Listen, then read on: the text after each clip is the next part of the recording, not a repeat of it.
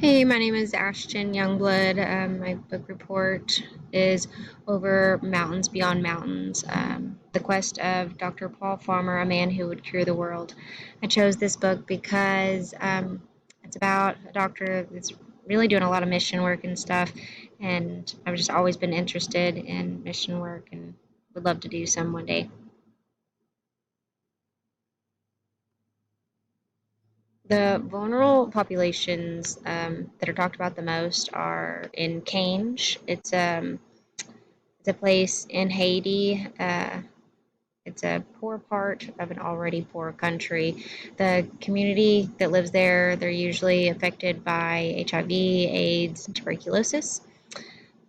Usually, that's accounted to like sanitation and accessibility to healthcare. Um, and it also causes other illnesses like diarrheal diseases and everything. A lot of those things can be preventable, but because of the sanitation and access to healthcare, it makes it difficult for them. Health disparities include poverty, the lack of access to healthcare, little to no resources, and a government that had very poor policies. They just really didn't care about their people. Those people in power just really just cared about themselves and what was better for them. Um, a lot of the things that they had there in Haiti that Dr. Paul Farmer talks about are from donations and stuff. So um, it was little resources, and when they ran out, they just had to figure it out pretty much, and they had to do that a lot actually. Zenme Lasante is also known as Partners in Health.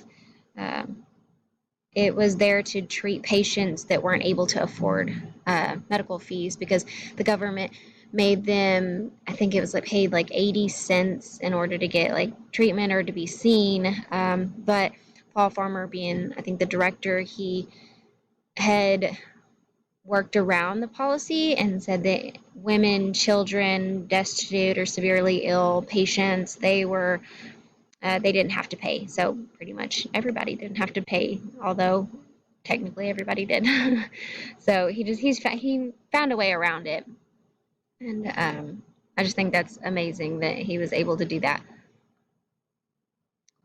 So for my personal nursing career, I think that I really think about the nurse-patient relationship to recognize barriers, have a no judgment zone, and really pay attention to my listening skills.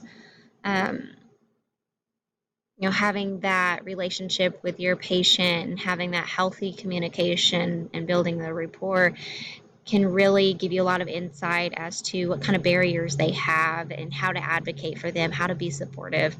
And, everybody has a different perspective and lives a different life. So, not providing judgment is a big thing. So, just kind of have a no judgment zone. That's really one thing that I want to do. Um, for my patients. I just want to be approachable and be that person that they can open up to and talk to, in the sense that they don't feel like, oh, this person thinks that they're better than me. I want them to be able to come to me. So learning material for new nurses are put yourself into your patient's shoes. Listen to their stories and understand their barriers. There's patients that they seem non-compliant, but why? Like, are they truly choosing to be non-compliant, or what kind of barriers do they have that's keeping them from like being compliant? Do they have financial barriers, educational barriers? Just listen to them. Learning material for veteran nurses is just to remember why you became a nurse. Don't let bad experiences affect the compassion and caring that you had when you were a new nurse, and be the one to create a kind environment for patients, families, and new nurses. So it's easy to remember those bad patients and your bad experiences. You just need to think about the good experiences and why you really started this journey in the first place. And then one thing I was nervous about becoming a nurse was, how older nurses were going to treat me and stuff. But when I started at the hospital, the nurses that have been there for a while, they were really great. Took me under their wing and were very supportive and just created that welcoming environment for me. Surprises are probably the amount of illness that's preventable. These diseases that are over there, they're treatable, but yet there's so many people that die still today. Um, Healthcare and medicine have come a long way. There's no reason that should even still be an issue, and just the amount of poverty that they have to go through over there. Um, Another surprise was that Paul Farmer he had a wife and um, had a family. So just Haiti was like his top priority. So it just surprises me that he was able to maintain a family as well.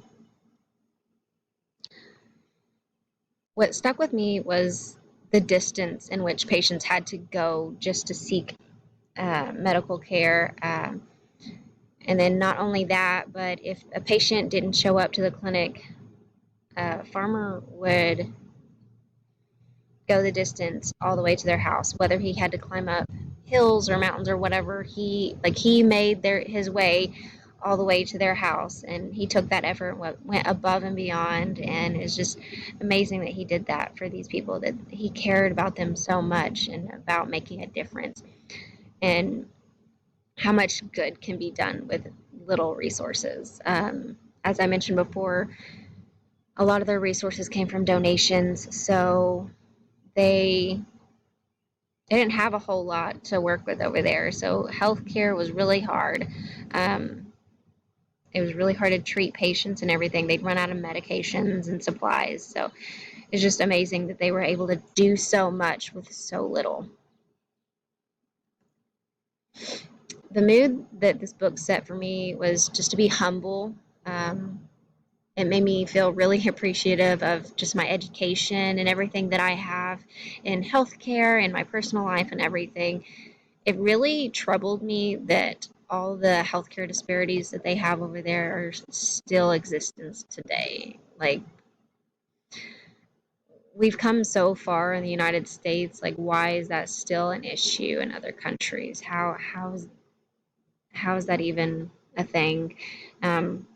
It really uplifted me because there's people out there that do care.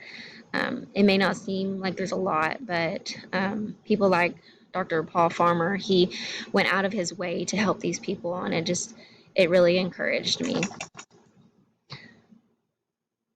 The lingering questions that I have are: is Zanme Lasante still operational today? Um,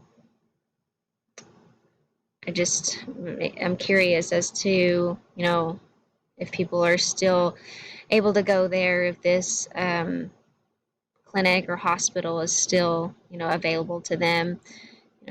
Where is Paul Farmer and his family today?